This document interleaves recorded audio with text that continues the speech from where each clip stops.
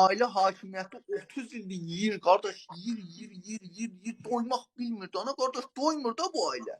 Bəli. Hər il, hər ay Əliyev ailəsinin bir dənə mülkü çıxır ortaya. İngiltərədə, orada, burada. Bu nətər bu doymurlar da bunlar 30 il yeyib doymurlar. Doymur.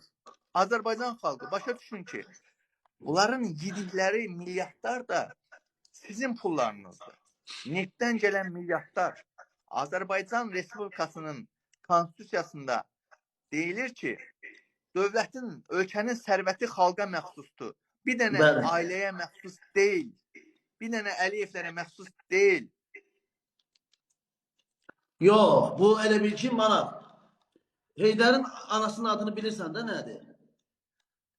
Ayamım nədir? Satanik. Satanik, satanik adı.